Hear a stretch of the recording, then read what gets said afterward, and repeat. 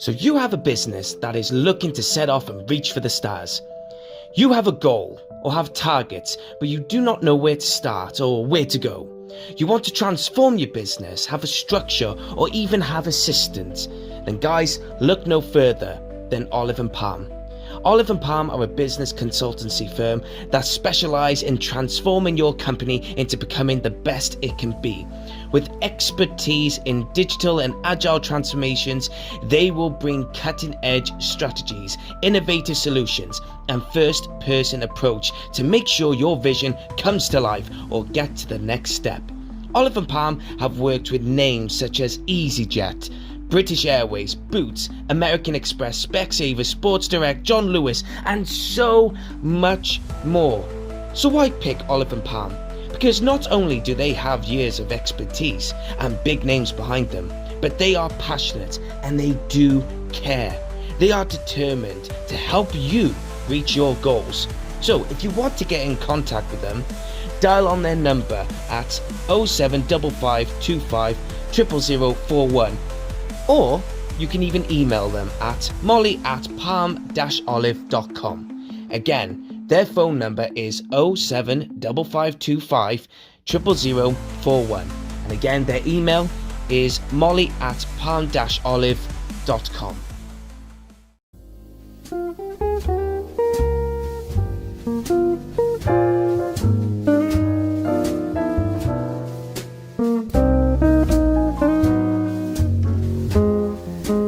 Hey guys, how's it going? Rhys here on Creative Space Podcast, and I am back with a brand new episode for you. And today's guest on the show is none other than Will Chase. If you haven't heard of Will Chase, you've probably heard of his work. He's been in many TV shows and a lot of Broadway productions. He is a Tony-nominated performer for his performance in the musical The Mystery of Edwin Drood, which is a Charles Dickens adaptation that he told me that he never finished. Charles Dickens never finished. It was really interesting to hear. But not only that, he's been in many projects such as Stranger Things, Dopesick, Nashville. He's been in all. And what was really intriguing and really fun with Will was that the tables were turned. He felt more of the host than I did. He was asking me more questions than I was supposed to ask him. But you know what? With Will, he was so fun and engaging and such a delight, such a sweetheart. And I really felt like we hit it off straight away. We're talking about Wales, my country. We were talking about concerts and gigs, and we were talking about our how we got into, the theatre world and so much more. But I want you guys to listen to it because I felt like this was such a fun, engaging episode. One of the top 10, hands down, one of the top 10. So without further ado, let's get down to it, shall we? It's me and Will Chase on Creative Space Podcast. Right. Yeah, that's the only concert I've ever been in my life. Because you're so very busy? Because you don't enjoy crowds? Because you don't like music? I don't know. I don't know what it is. I don't know if it's me. I don't know if it's my family not being nice. They are nice, by the way. But wait, because you mean they have to pay for your tickets? Is that yeah, what probably. Check my focus real quick. Oh, good. I'm that guy. I'm such a gear geek. Anyway, do it. Well, wow, that's really interesting. I've been to Metallica at least 3 times, and probably, I don't know, 40 rock concerts, 50 rock concerts in my life. Oh man, I'm old. Oh, do you know what? It's just you don't look. I mean, I would say you look in your 30s, man. Oh well, we know that's a lie. I mean, it's because I shaved. I just had to put myself on tape for something that I had to be clean shaven. Because usually I've got like not a Santa beard. I really can't grow the Santa beard, but I've usually got a white-ish. Yeah. I mean, I'm 29 in July, and I get I got grays all over here, and I started going gray when I was 18. You're that guy. Sorry. Yeah, but you know what? And of course, you don't want it when you're 18. Now that I am, it's interesting. I'm sure we would have gotten to this anyway. So I'll just, I'll just say it. No, but my whole career, I've always been like, what is his age from a casting? Like when I was, in my 18 to even to late 20s, they're like, is he 14 or is he 23? Right. Then in my 30s and 40s, it was like, is he is he 20 yet? And then like at 40, something magically awesome, I think, happened. And they're like, oh, he's starting to look like a dad. So he's in his mid to late 30s, 40s. Now I'm in my 50s, but and I'm that whole long story was to say, I want white, gray hair so that they immediately go, oh, yeah, that dude's in his 50s. Because not that I'm saying I don't look like, because I've got some, can we say neck gina? Yeah, next. I've got a little, my lady keeps saying she's going to give me pay for like me to do that. But yeah, so I kind of want the white hair just to tip off a little bit like, oh, right. Yeah. Yeah. He's I, 50. I tell you a funny thing though, was that when I was 15, 16, I started growing the beard and everyone thought I was in my early 20s going to school. And everyone's like, yeah, are you a bit too old to go to school? And I'm like, no, I'm 15, 16. And they're going, fuck off. And um, and what was even more funny is that I would get into, I mean, it sounds so bad now, but it's like I'd be getting into clubs when I'm 15, 16 years old. That's And not then bad. you have to be over 18 in the UK just alone just to be going to Right. these places. And it was funny because I would never get ID'd at all until I turned 18. Right. Everyone, Then, right. the doorman would be like, "You got any ID?" And I'm like, "Fuck!" It's No, I like don't. no. Do I look that young? And they're like, "Oh, we can't even tell." It's like, and it'd be some of But the same now clubs. they ID everything, right? Now Yeah, they ID, which, when you're a man of a certain age or a woman of a certain age, you play it up like, oh, yeah, sure, yeah. I'll Hell, take I, that, I'll sure. wear a How suit and old do you tie. think I look? Yeah, right.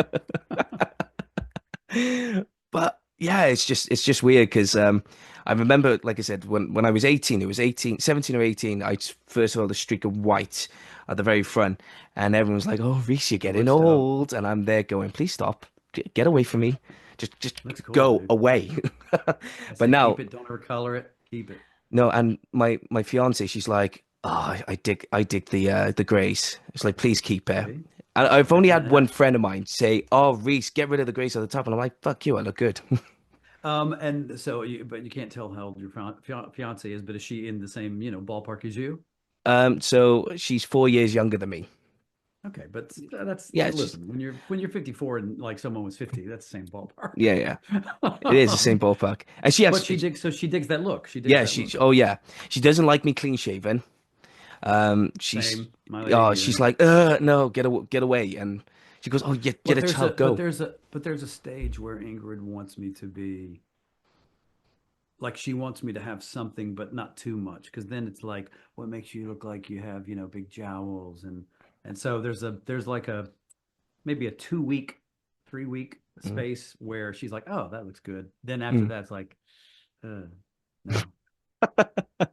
I do what I'm told. No, same. She got. It's like, um, uh, Emily, my fiance's name's Emily. She always says to me, with this now, I need to get a trim because every time she kisses me, it's like I'm kissing a forest. I'm kissing like a bush or a forest. Just And trim you have it. food in there and Yeah. stuff like that. It's like, oh my God, there's an When are you getting eagle in there. married? Um, we don't know when we're going to get married because in the UK, everything is just going up and up and up. And You mean espe as far, what do you mean? Money, yeah, money expenses. prices. Oh, We're yeah, in a well, of we're in a course. big cost of living crisis here. That's a different podcast, isn't it? Oh yeah, so it's very different. Turn off now. Jesus. But do you know what? I find it so intriguing. I gotta ask this one question, right? Okay. Um, I've counted I may or may five. not answer. Yeah, well, do you know what? If I don't, then my time as a host of this podcast is come to an end. Um, done. You've been in Law and Order 5 times. Why aren't you a regular? Well, so wait, because I saw I I I think I did three of the what we call the classic Law and Order here, Yeah, right? The first one, which was on for, or is it still on? No. yeah, Is the yeah. I ori- think it is. is the classic still on? Yeah, I think so. Classic Law and Order. Well, whatever. I was, I did, and until you're on one here, I don't know what is it there? Is it not Hobie City or something like that? But what is it like? It's a bit like Casualty. yeah, yeah. It's a bit like Casualty in some Until ways. you've been on that show, You Yeah. haven't really. So until you've been on Law and Order, and you're like, fuck, when am I going to get on Law and Order, right? Then I get on Law and Order, and I did the whole. It was funny. So I was on the classic one 3 times. Then I did a criminal intent, and then I did an SVU, not SU, Yeah, yeah. SVU. And I, uh, and the first time I was on the classic one, it was me and a guy. We were frat boys out drinking, and we discovered the body, right? So we're literally in the first 30 seconds of the thing, where it's the teaser, and you go, oh man, And then the second one, I was, this is the launch of my bad guy because I play a lot of bad guys.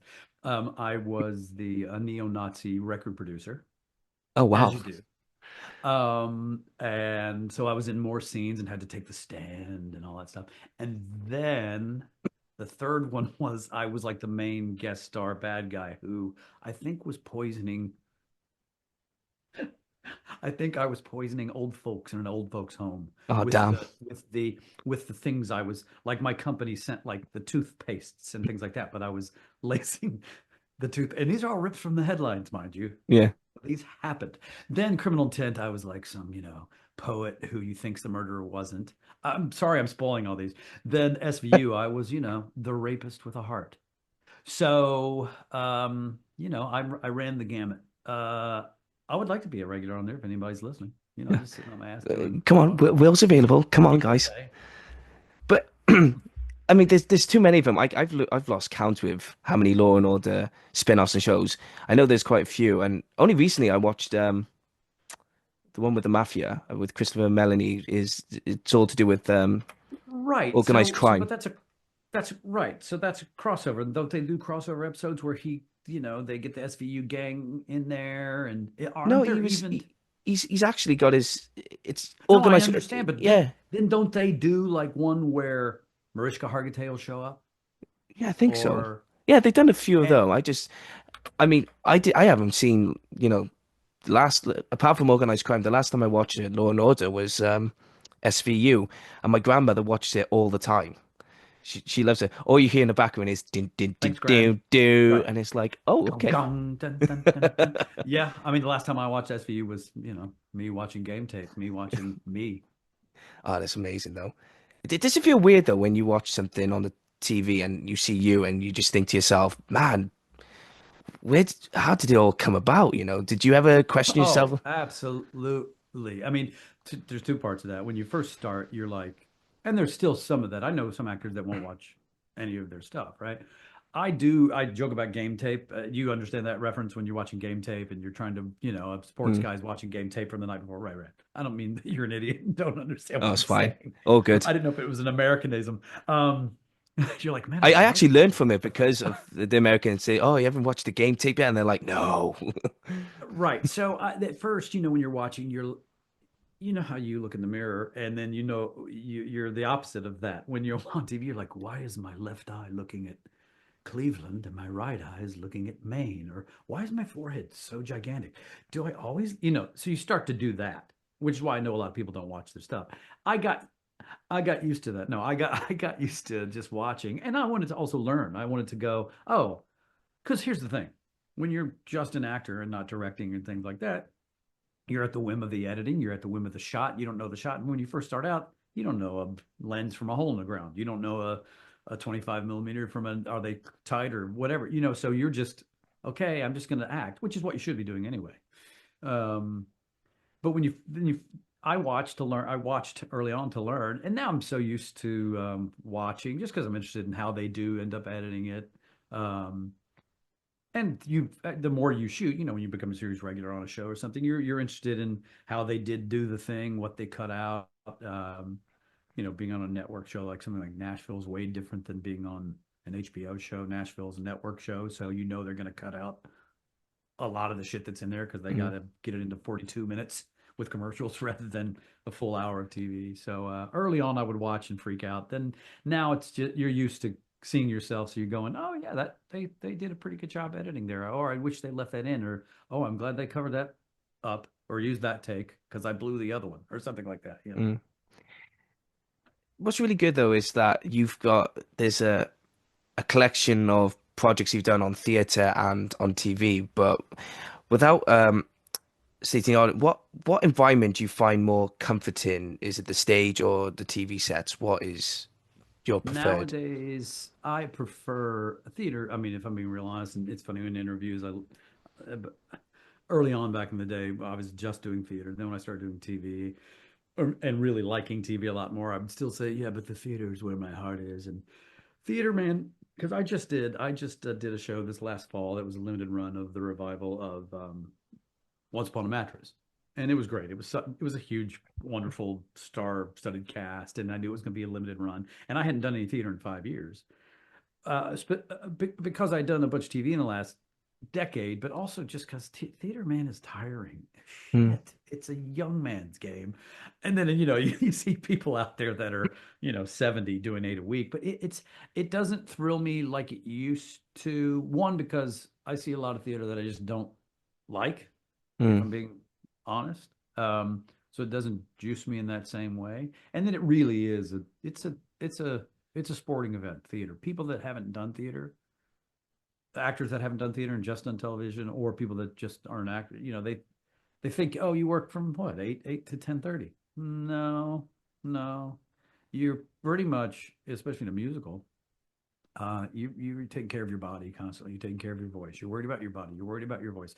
You wake up at 10 a.m. and you start to vocalize. You're like, oh, it's not there tonight, and you've got two that day, two shows or something. So it's just constant. And the older you get, the harder that is. mm. And TV, man, besides it being easy and fun, I find it. So doing live theater, to finally get around to answering your question, this was a comedy. The last thing I did, and it's thrilling when you're out there. I always say, if I could teleport from here uh, right to my entrance on stage, I'd do that. But it's not. It's taking the subway in. It's worrying all day. It's going to the theater, stretching this old body, doing the makeup, all that stuff, then doing the show, right? Mm. If I could just do the show, when you walk out there, there's absolutely nothing like it, especially in a comedy when the audience is there with you, when everybody's there to have a good time, and you love your cast. There's nothing like that. That aside, being on set, man, I just love the medium. In the last half decade, I've gotten on the other side of the camera and started directing and writing a little bit more, and I'm just kind of obsessed with television, specifically film as well, but just the making of it, the Frankensteining of it. You know what I mean when I say that? Like, it's just, it takes forever to make. You're doing this bit first, you're doing this bit later. Theater, you're going from A to Z every night, Mm. which is, again, uh, a task, but it's a completely different task than we're shooting out of sequence. Today's the emotional scene, but we haven't shot the scene before this yet, but remember what happens. But I love the how that fucks with my brain, and I kind of like that challenge. And I love being on set. I absolutely love it. Yeah, I can understand the feeling because last year I did 5 shows within the one year. Yeah. The first one I wrote a play called Talk, which was about men's mental health, and I directed, produced, and wrote it. So the first one I did it. We in the You local theater. underachiever. Yeah, we did it in a local in a village just outside of my town of Barry in South Wales, and we did that. And a friend of mine, Mark, said, "Oh, do you want to do you want to take it to London?" And I said, "You're joking. You're a funny fucker. Yeah, all right then."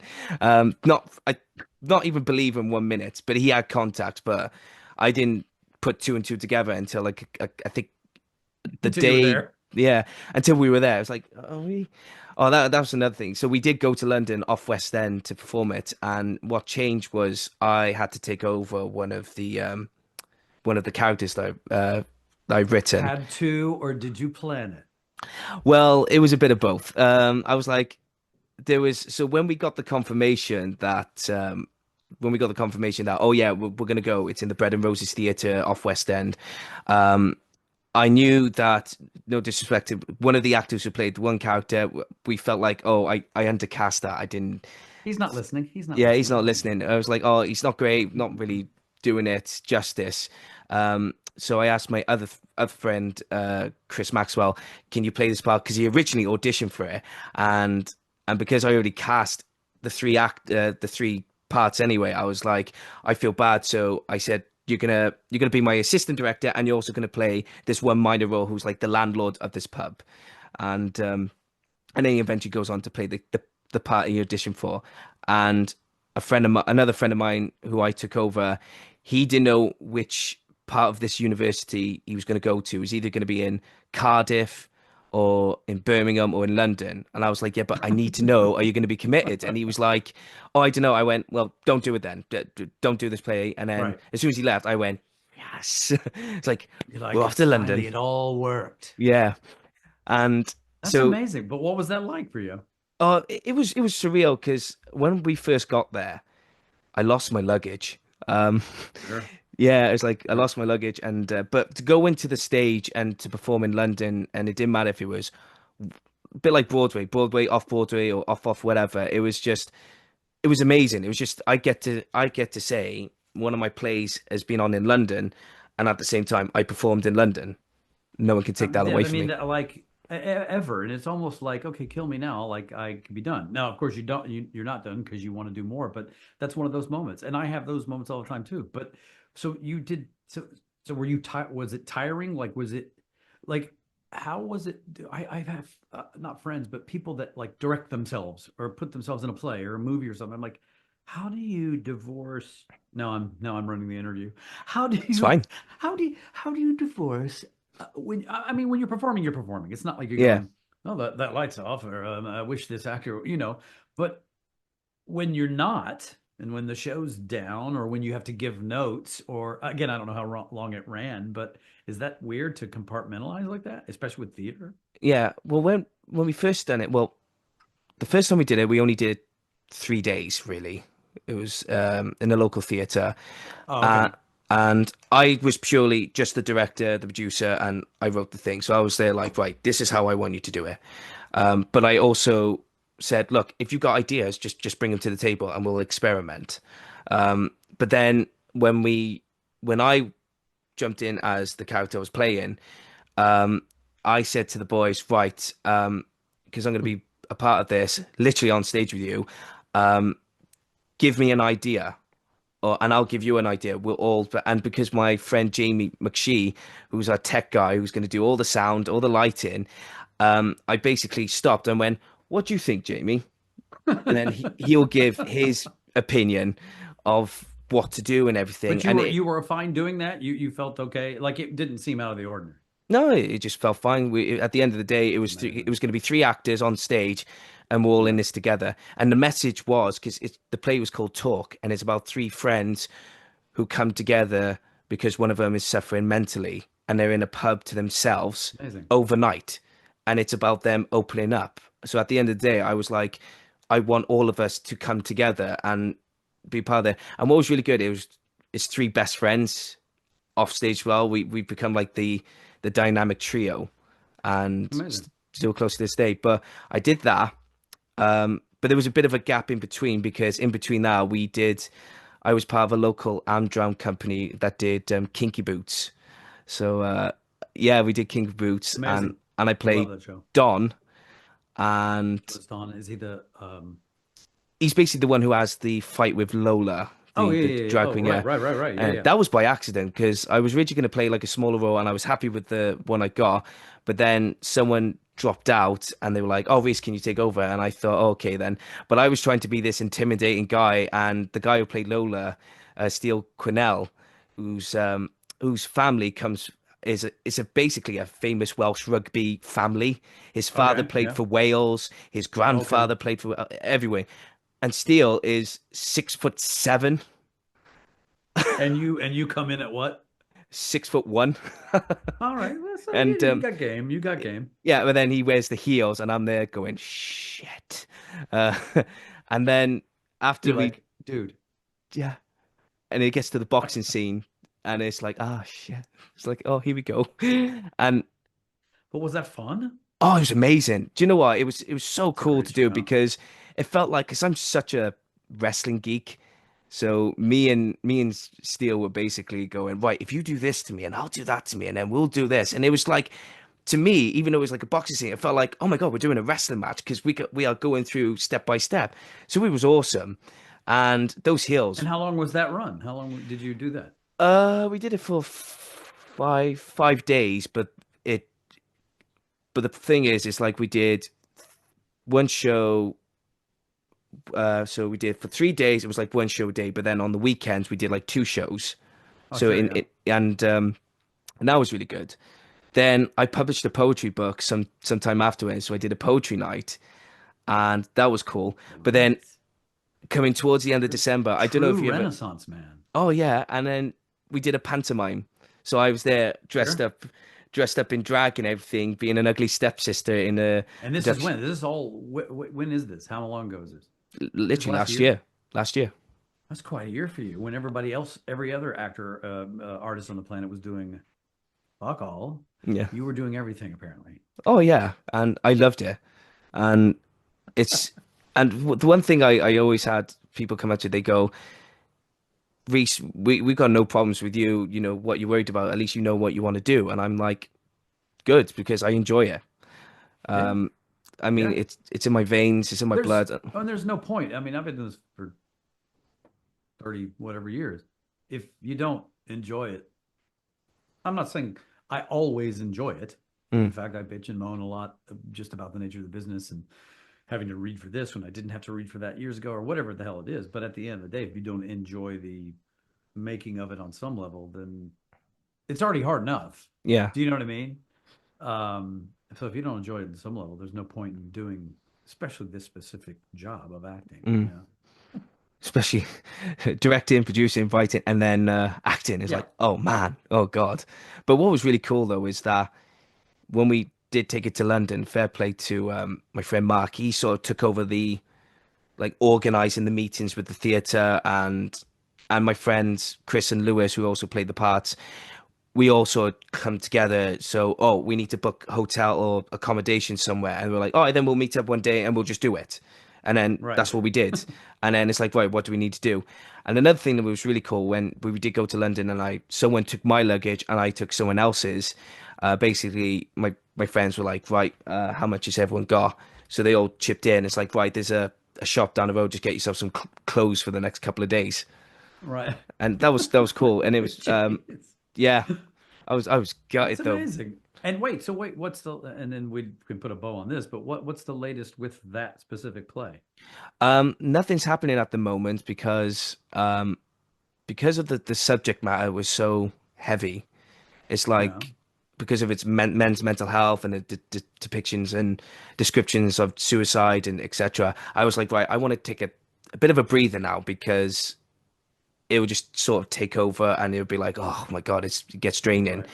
Right. Um, I've had a few people say, oh, you need to take it here, take it there, but I was like, at the same time, Is it a one act, two act? it's a one act play How all the way long is through. it? Um, it depends really on the actors, but Depends on how much I chew the scenery. yeah, too much of this monologue that I want to drag out. And no, we roughly timed it at 1 hour and 10 minutes on Oh, one, okay. and then someone timed That's it again. great. It was like 1 hour and 20. Sure, Um, but I'm saying it's not a buck 40. It's not, after a buck 30, after an hour 30 for yeah, me personally. And there are one acts here in New York that are pushing that envelope, which is fine again if the material merits it, but um 90 minutes for me is the as an audience member. yeah. One, because I just have to pee, man. I'm old Oh enough to do yeah. that. Not like I have to wear a diaper, but I'm just saying, 90 minutes is it's hard to not hold attention. I grew up in the Baptist church here when I was little, and you'd have to sit for 2 hours at a time. It's not that. It's more about does the piece merit, does the storytelling merit that? It's like now I'm going to go way off roading, but I'm going to come back. No Have you seen problem. Adolescence? Yeah. You've seen Adolescence, right? Alan, oh no, I haven't. Sorry, no. Do you know what I'm talking about? I will learn It's as you on go. Netflix. Okay. It's on Netflix. It's a new show. Is it Stephen Oh, Ray? Am I adolescent, saying his Stephen name? Graham. Sorry, when you said Stephen adolescent, Graham. yeah, Stephen Graham. Yeah, yeah. Have you seen it? Yes, I have seen it. Yes, now I know what you're talking about now. I mean, we could do a podcast on that. Just fanboying out. That's whatever. The point of that is that's all oneers, right? It's all Mm, one takes. Each episode is one take, and as a viewer, the artistry behind that, the idea behind doing a oneer, beside it being, oh, it's technically all that stuff and it looks cool, it doesn't ever let you off the hook as an mm. audience. certainly doesn't let the actors off the hook, but it doesn't let you off the hook. You're not cutting to another thing. You know how when you're watching something, just instinctually you're breathing with it. And if Yeah. it cuts back and forth, then you have a moment to breathe. When you're doing a one take, the audience doesn't ever, you can't ever breathe really, and that's the point. I agree. The same thing in theater. Not like you can't breathe for an hour and a half, but it's almost the same thing. Like it, it doesn't let up. It doesn't let up. And a lot of shows to me, this was my point. A lot of shows to me don't earn that, and it's like, oh man, then you start looking at your watch, and you're not invested in the piece anymore. Mm. Or so after about for me, after about an hour and a half, it's please let me go. So Yeah. an hour 10, an Oh hour yeah. 20, that's perfect. It's also similar because me and my grandfather, we went to watch an Inspector Calls in Cardiff a couple of weeks ago, Oh my and God. Oh my gosh, I love oh, it. we love it. We've seen all the versions of it on TV, and we I went. saw, to not to interrupt you, I saw Nick Heitner. You know who the director, Nicholas No, Heitner? Nicholas Hytner, yeah. Yeah. I saw was it one of the first plays I ever, I'd been to London as a kid. I'd gone back as a 20 something, and we saw it at the it must have been at the National. It was, I still remember it. I may even still have like a playbill or something. And this is the 25, 30 years ago. It was unbelievable, especially that production where I don't know what the productions you've seen, but this production, it was all kind of forced perspective. There was a cobblestone stage, and the house that they're all in, and they have that dinner scene at the end and stuff. The house they were all in was kind of too small, so they were all kind of too big for it. And then at the end, The the house falls city forwards.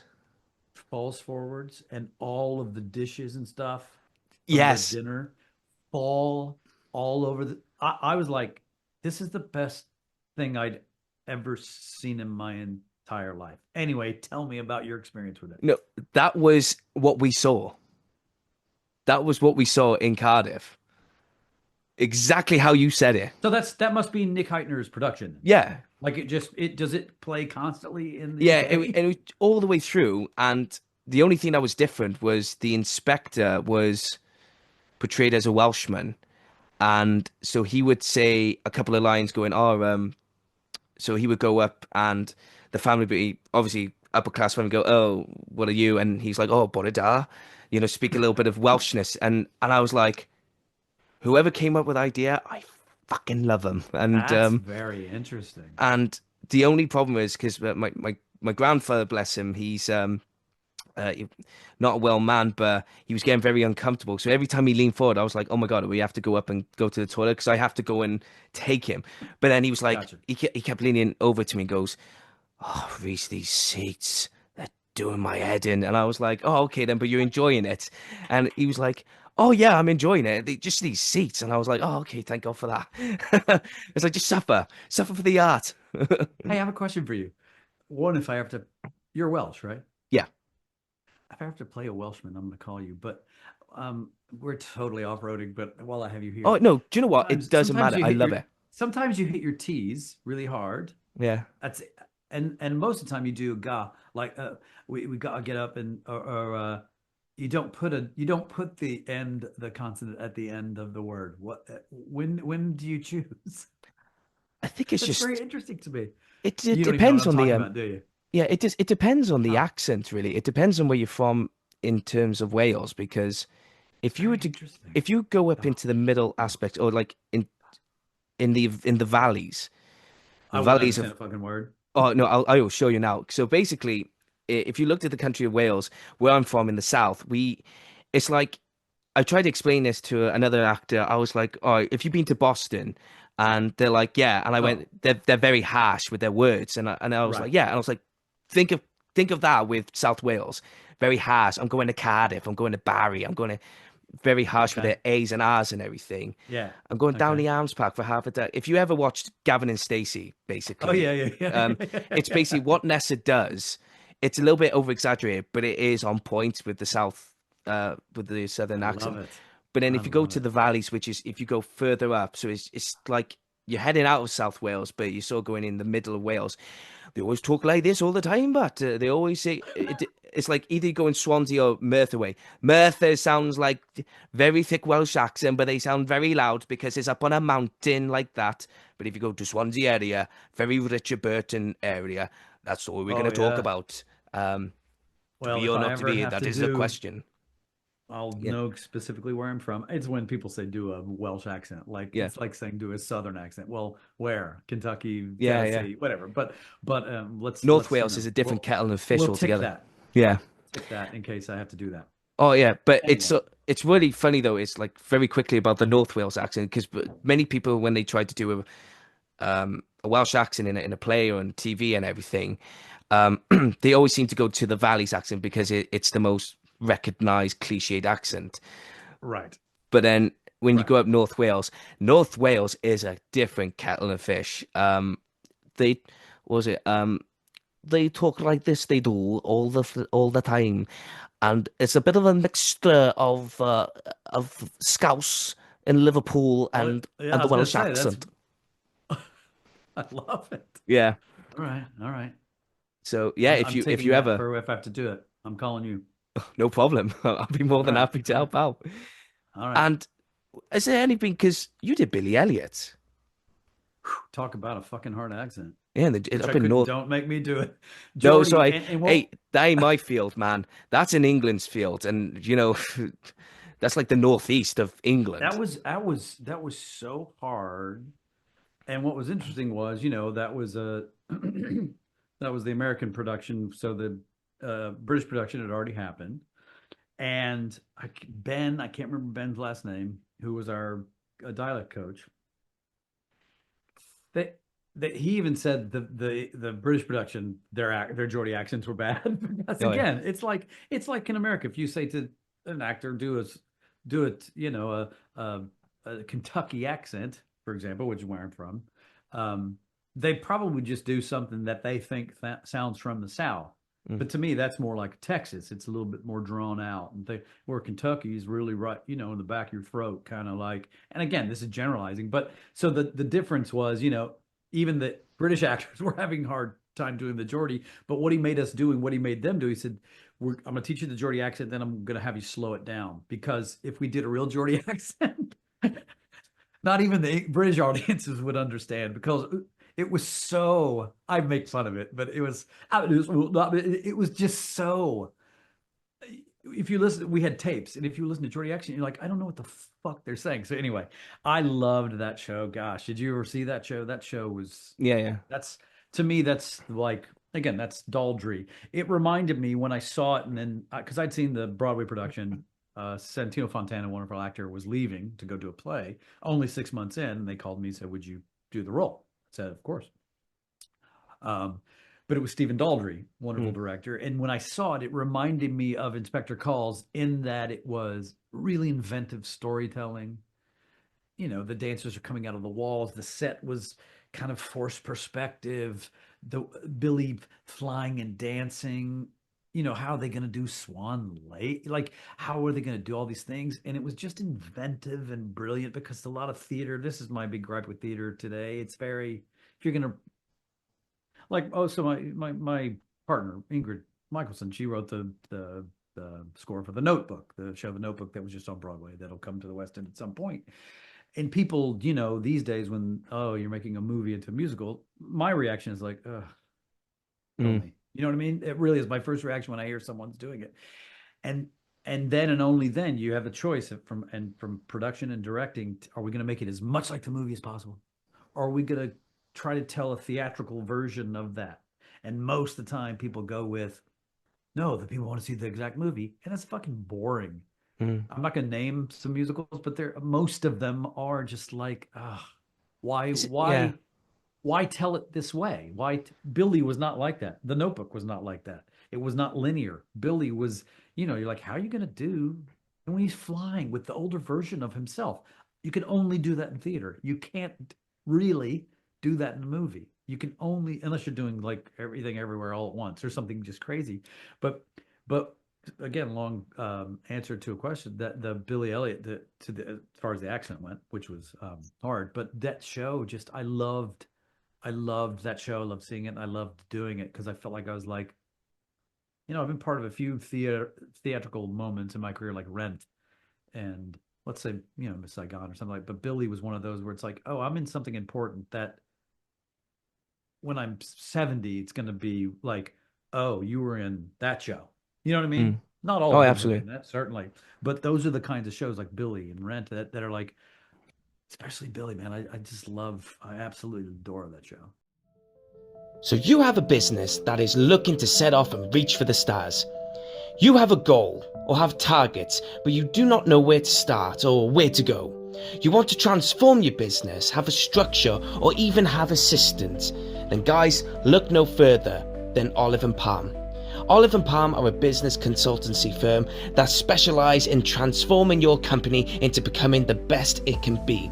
With expertise in digital and agile transformations, they will bring cutting-edge strategies, innovative solutions, and first-person approach to make sure your vision comes to life or get to the next step.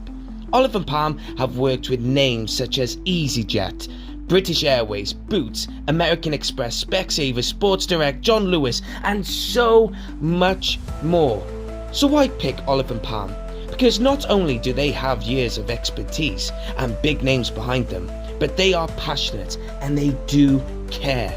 They are determined to help you reach your goals. So if you want to get in contact with them, dial on their number at 0755525 00041. Or you can even email them at molly@palm-olive.com. Again, their phone number is 0755525 00041. And again, their email is molly@palm-olive.com. Yeah, it was just interesting when you're saying about turning a movie into a musical. It was like a few years ago. I was part of an Amdram company, part of the same Amdram company that we did Sister Act, and Oh yeah. and I played the copper Eddie Sauder, and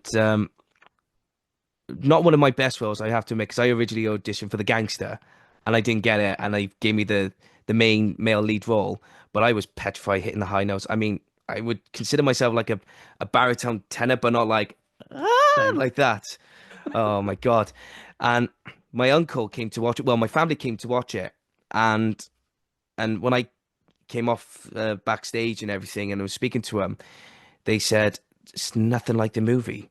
I was hoping for the songs that they used in the film to be brought into the mix. And Especially, yeah. Especially in a, see, and that's even a subgenre of something. It's like, I did the show High Fidelity. yeah. And and it's a show about music, and Sister Act, it has a musical element to it, meaning like The Notebook doesn't, or Billy Elliot doesn't. It has dance, but there's not a musical element in the movie that's part of the vehicle, right? And High Fidelity is like, how, so wait, this movie's about his obsession with music. That's what it's about. Rob's obsession with records, specific songs. He gives top 5 lists. How are you going to do that? And it was really, and it didn't do well. It didn't, and it hasn't done well, even in the years that have passed. It didn't do well on Broadway, and we only ran for 10 shows. And Tom Kitt's an amazing composer. He tried to do what was be derivative of certain songs. There's a moment in the play where Rob and he's having a kind of breakdown, and he talks to the audience the whole time. So the fourth wall's broken, much like the movie, right? And Bruce Springsteen shows up in his fever dream, and they sing a song together that's very Bruce Springsteen-y, Yeah. but it's not a Bruce Springsteen song. And a lot of the gripe was, why didn't you use the music? One, just feasibly, it's impossible. You'd be paying through the nose. But two, that's not how we wanted to tell. That's not how they wanted to tell that story. But here's my long answer to a question that wasn't even asked. I kind of almost understand. I understand why you'd want that familiarity and want those songs. You think you're going to get those songs. I kind of understand that. But then I go, you know what? It's fucking theater. Like, go watch the movie. if you want to watch the movie. And I'm not being a dick, just like, and to the artists that are creating it, create something that's worth telling in the theater. So I would argue, let's not put those songs in the Sister Act. Yeah. Let's not put those songs in High Fidelity. That said, when you're trying to just do the same lines, there are lines from movies that people love. Well, that line wasn't in there. Well, it did make sense for this telling of it. You're in a theatrical setting. It's a, I don't know. It's a communal experience rather than, again, if you want to watch the movie, watch the fucking movie. And that's my diatribe. Yeah. That's my diatribe on movie musicals. Well, movie musicals, just very quickly, because you were in Full Monty with, Full Monty. But there's quite a bit of difference because of course, the one you did is set in New York, and obviously we all know New that, York, and we all know that in the film it's set in Sheffield. But did you ever still get the same attitude when it came to that musical, or was it because no, we're going to do it differently? And well, one, that movie wasn't as popular. So it's not like you're doing, like The Notebook, for example, is a popular fucking movie, right? So if you're going to screw with that, you better make sure it's really artistic and beautiful and all those things. The Full Monty one wasn't that well known, but even so, it was set in Buffalo, New York, which is a good comp for Sheffield. You mean, it's blue collar, it's steel town, it's factories closing. It really happened. You know what I mean? So there was an authenticity, and that's a perfect example of really great artists. Terrence McNally, who's passed, and then David Yazbek, who did the score. They were like, how are we going to make this mean something to an American audience? Not that an American audience couldn't have dug. It's like they didn't do the same thing with Billy Elliot. They didn't set it in wherever, right? They could have. But it was more like how we make this accessible, really accessible to people, and people know. Oh, if you'd said it in Cleveland, Ohio, at that time in the mid '90s, if you'd said it in Cleveland, Ohio, or Buffalo, you immediately go, oh, steel town, blue collar, factories are closing. So that you've already got in America, you've already got this setting, right? And then, and I love that. It was the first show that I did. It was the first show that I did that the wonderful director, Jack O'Brien, gave me a great, just general note about the character, but about just characters in general. He goes, Will, you can allow yourself to be ugly. I was like, what the fuck are you talking about? And he said, you and he said, I don't mean physically. He said, you're hard, you play leading men, you look a certain way, but you don't have to play likable. You don't have to be you don't have to be something, or you don't have to act towards something. Just be this guy. And there's some scenes in that show where he's yelling at his ex-wife, and he's yelling at his kid, and he's saying things that he probably regrets. And that's what the first time I learned that. And I've kind of made a career out of kind of holding on to that, having empathy for these characters. It's more real when you are. And so that's what he meant by being ugly. Allow yourself to go there. I can't tell you how many times, Rhys, in my career early on, when you'd go, like, especially screen test for a role in a TV show, and it'd be the lead guy, and they may have written this really great, rich, kind of dickish character, but ultimately good guy, right? And you'd go to LA, and there's 3 guys up for the role, and you'd go to like a work session before the screen test, or you do. Back in the day, you used to do like a studio test, then a network test. The studio test was for like the writers in the studio that's going to distribute it. The network was the one where it's going to show. So you'd have to test twice. One was called a suit test, meaning the executives at the network were, and they inevitably, after the studio test, and they loved it because it was the writers and the creators, right? The people that are going to direct it. And then you go to the network test, and it's executives who want to sell toothpaste during the commercials.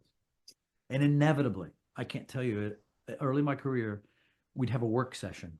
Yeah, so he just wanted to be a little bit more likable. He wanted to be more likable.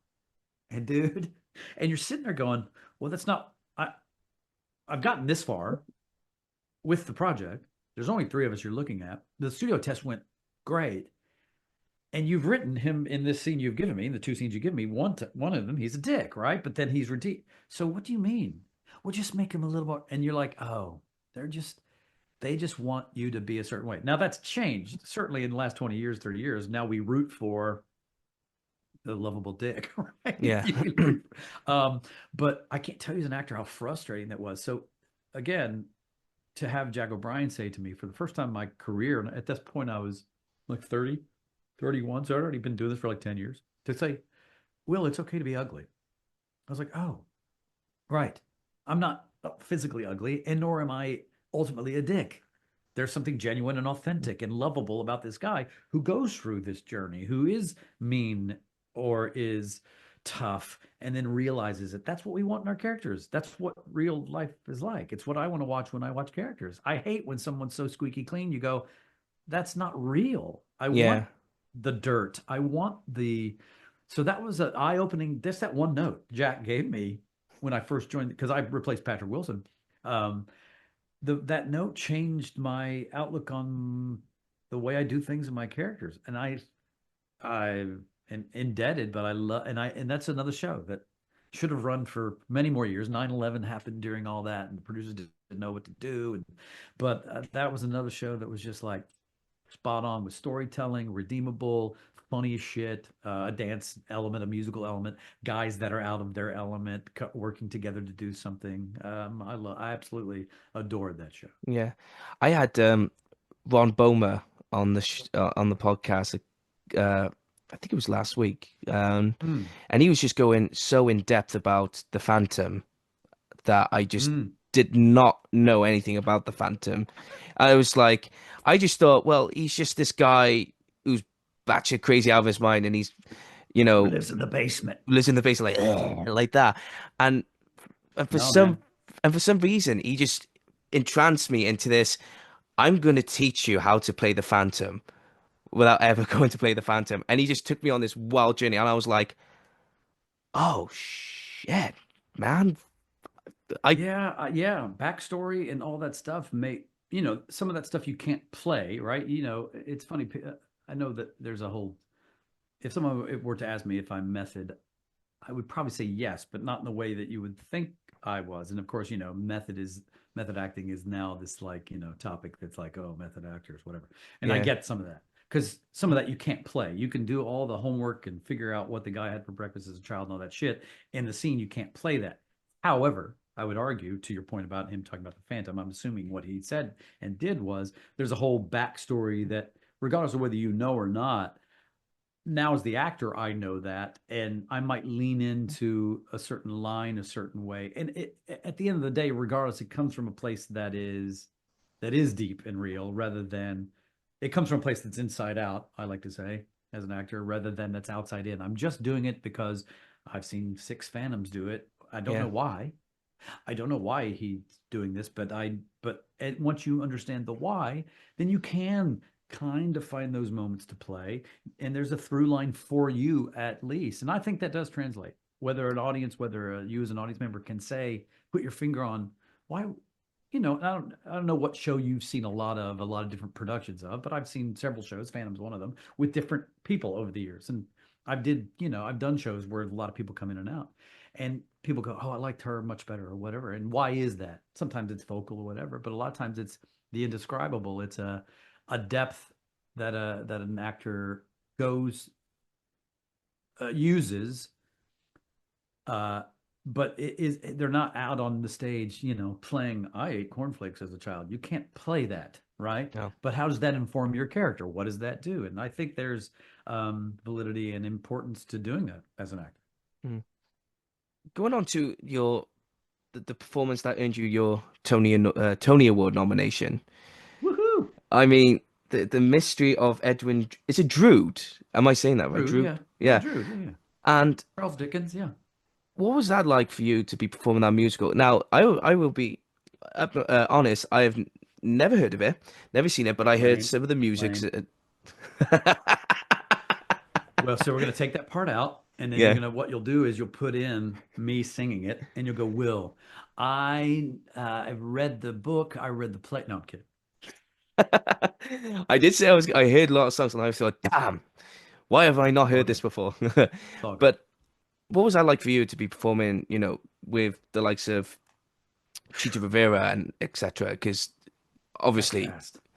the cast is, I mean, Andy Carl, Stephanie J. Block, and of course it's the music from Rupert Holmes as well. It's just Yeah, it's one of those moments like, and every time I go, as much as I poo-poo theater and not wanting to do it anymore, the times inevitably you learn something about yourself or how to do the thing or up your game or whatever. When you walk into that, and at this point, I'm a, for lack of a better word, Broadway star, meaning I'm a guy that I'm not going to sell a shitload of tickets, but I'm just saying, you look around that cast, you're like, oh, right, that person deserves to be there. And you walk in the first day in this cast. I mean, you just named a lot of them, and down to the ensemble. I don't even know if there was a Broadway debut in that group, meaning everybody was, do you know the term force multiplier? Have you ever heard the term force I don't think I multiplier? have, no. Like in sports, if someone's a force multiplier, what they bring to the table multiplies what you've already got tenfold. A great quarterback in American football, like a legend comes in the room and the team's already better by 10 Mm. of those guys because of his brain, his arm, how he can they make everybody around them better. This was this cast. And every actor is insecure, but every good actor that I've ever worked with also ups their game when someone else ups their game. So you walk into that room and you've got like a legend like Cheetah Rivera, who, rest in peace, she was amazing. She was the least, like, she was the most, she cut up the most. She was probably the most insecure, the most like humble. She wasn't like this grande dame, right? She was just this down to earth. And you're like, I mean, there was one moment we were in rehearsals and I'm not a dancer, but I move. And my role was Clive Paget, and he was, a very pulled, stick up his ass English actor. And so they put me with her during this one moment. Warren Carlisle, the choreographer, and I'm sitting there in rehearsal dancing with Cheetah Rivera, just doing a little kick. And it even brings tears to my eyes now. We finished the thing. I walked up to Warren. I'm like, thank you for pairing me up with Cheetah Rivera. I'm going to text my mom right now because I'm dancing with Cheetah. Like, it's one of those moments, right? And then you look around the room and it's Stephanie J. Block and Andy Carl. It was unbelievable. So the force multiplier thing was everybody up their game. It was probably the most fun I've ever. It's a hard show. It's a weird show because it's a show within a show. They're doing this English theater company is doing The Mystery of Edwin Drood, right? So like, you sing, he'll go, I'll sing my song as Jasper, this crazy song. And then the foreman will come out and go, Clive Paget, ladies and gentlemen. And it's like an English music hall, right? So we're putting on a show. And then of course, in the middle of it, we stop because Charles Dickens didn't finish the show. I mean, Charles Dickens didn't finish the book. He died in real life. So he never finished the book. So in the show, before you find out who killed so-and-so, we come up with this thing where the audience votes for who they think killed so-and-so, and then that person sings the confession. It's different every night. So it was this fun, it was so much fun. That cast was amazing. We opened in November, and this is at a theater called the Roundabout Theater Company, and they always do limited runs. And we closed in March. So we closed well before the Tony nominations even came out, and certainly before the Tonys even were. So I was not expecting. I knew the show was great, and I knew I had gotten good notices. I don't read reviews for theater and stuff.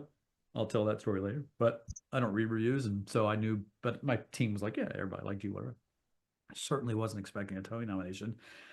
And then I got one, and Stephanie J. Block also got her first one. She, of course, went on to win a Tony. And I felt so proud. I can't tell you that's been a dream since I was sitting on the floor in my parents' basement watching the Tonys in the 80s.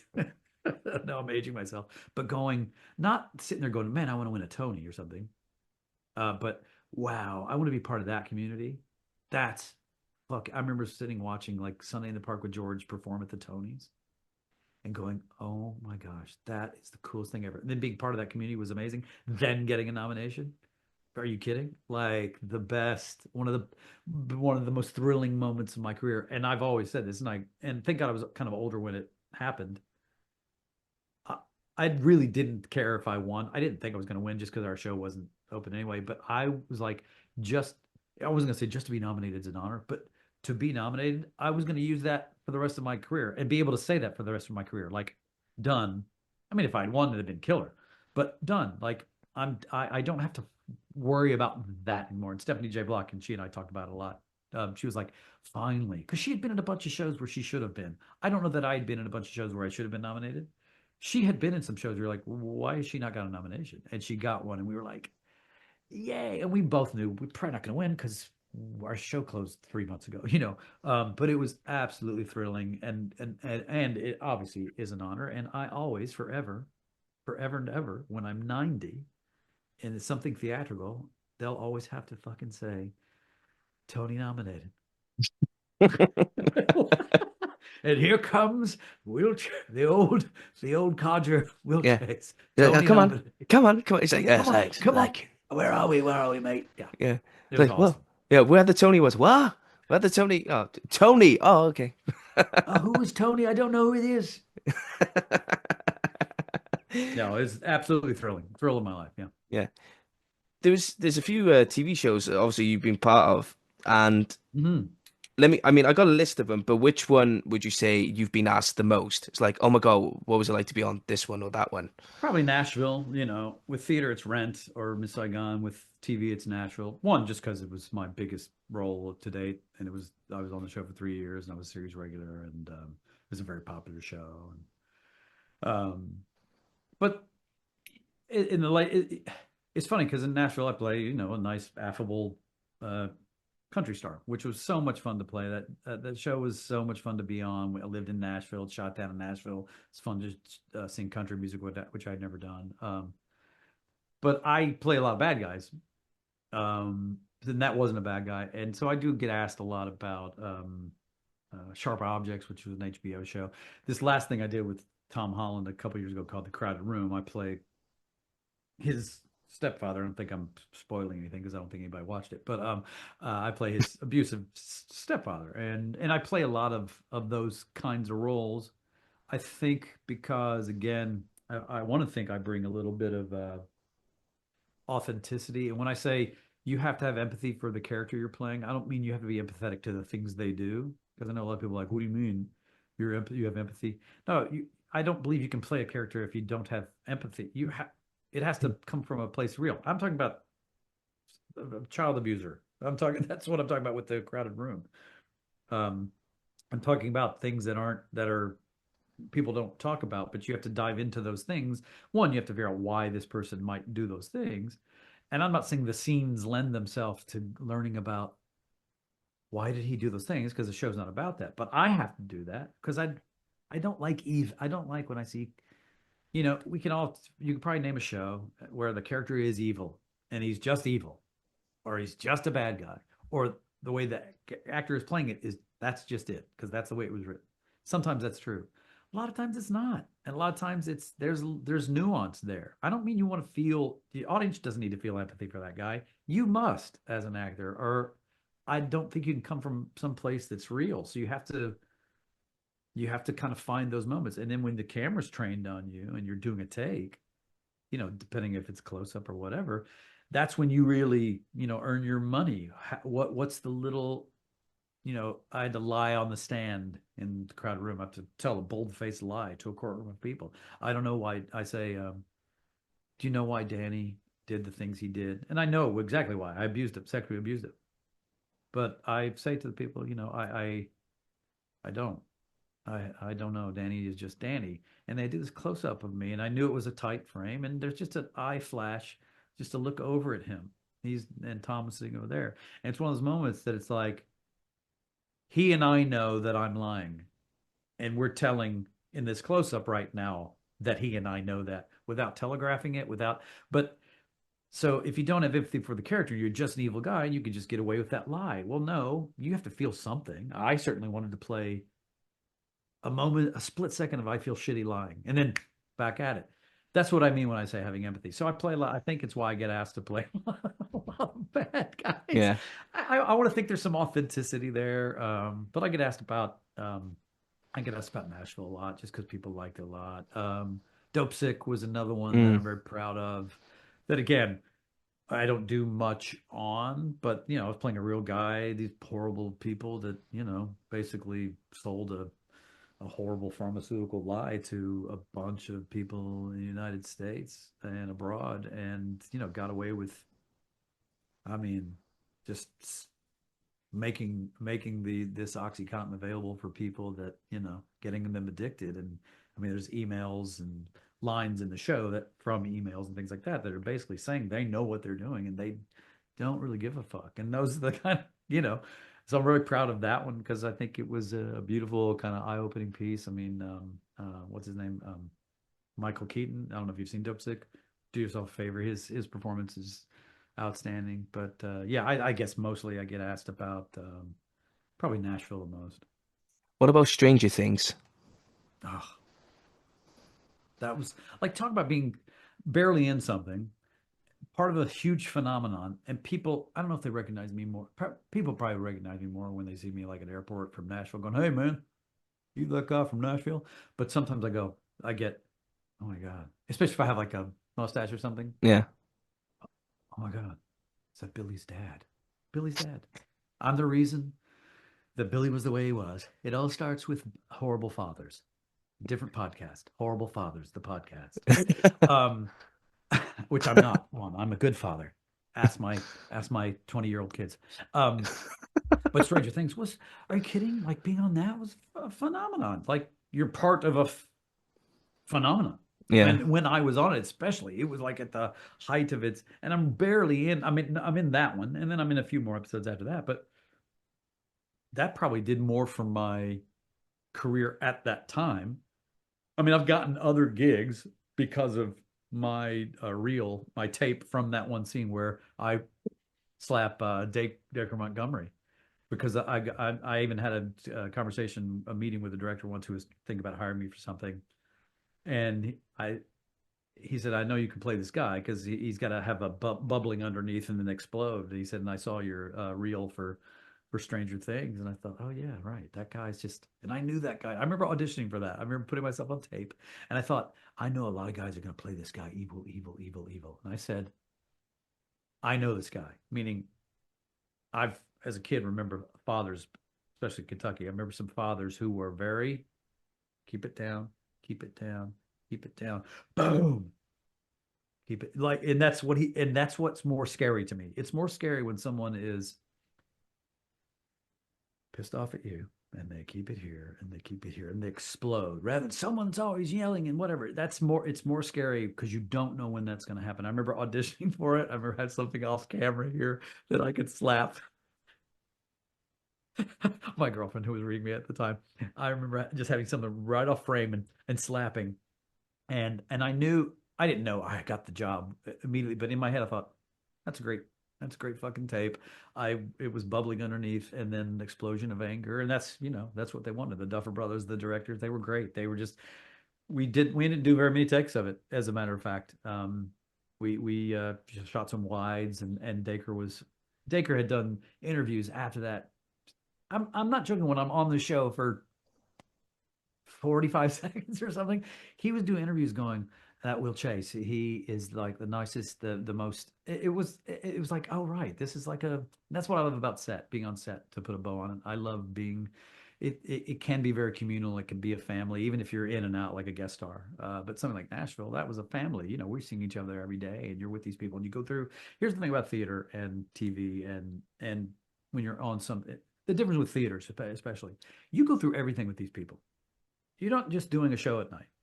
You go through divorces, you go through deaths, you go through kids and their school, and I'm talking all of it. Like especially if you share a dressing room, but everybody's stuff, and you hold each other up, and that's what we do in theater. It's not just what you're doing out there. And by the way, that's happening backstage, and you go on stage, you do the thing, and you come back, and if someone's going through something, you're there. You celebrate when things happen, because it's not. I think there's this glamour, there's this myth of it. Yes, it's very glamorous, and I'm very glad to do all of it.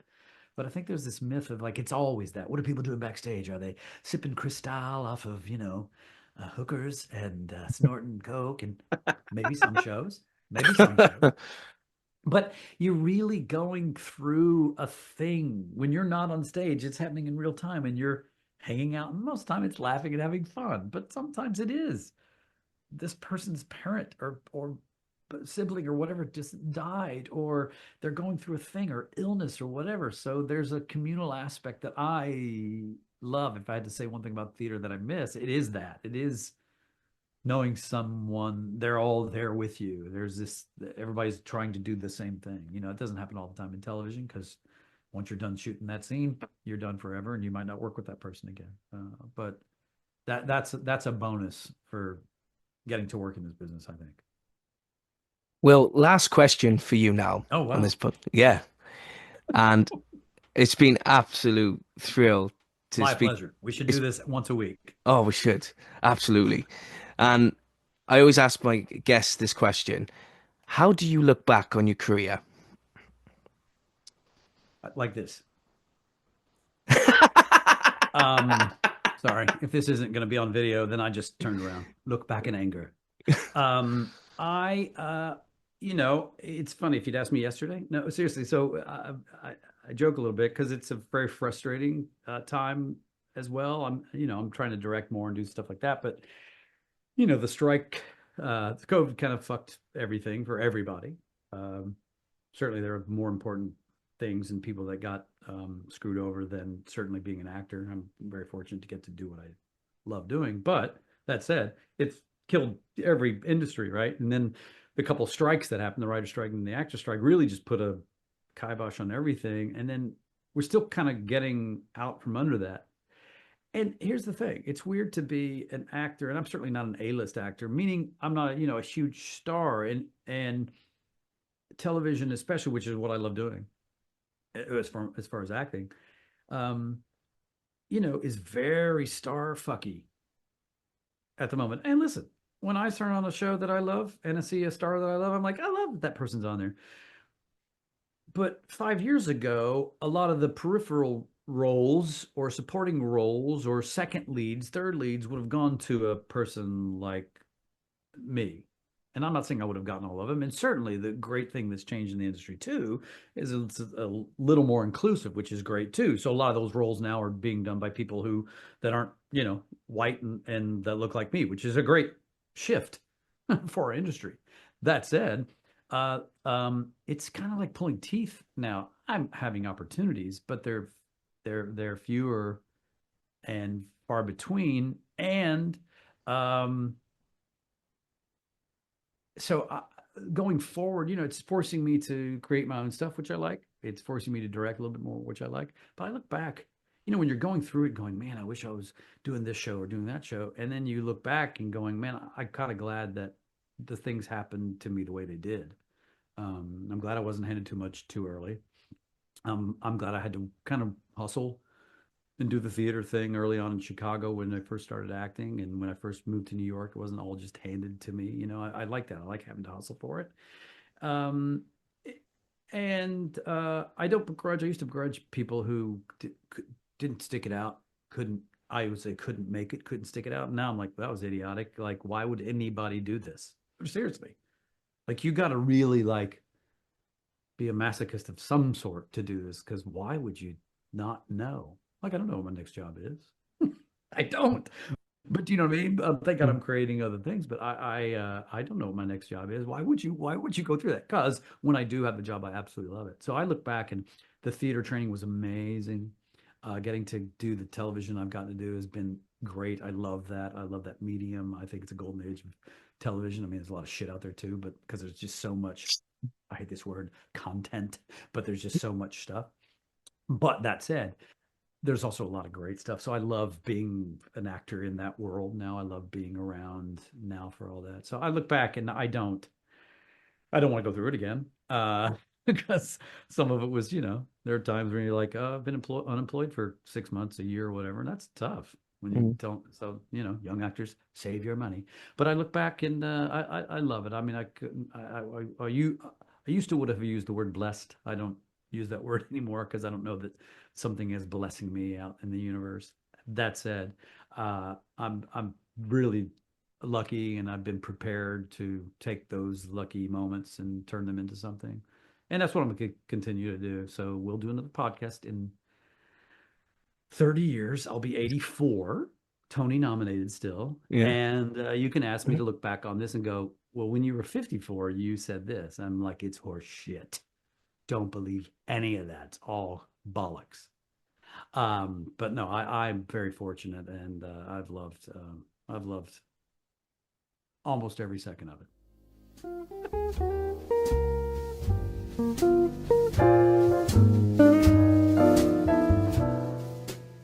Thank you guys for tuning in to the Creative Space Podcast channel. Make sure you like, share, and subscribe to the channel so you can be notified for more content in the future. Thank you once again.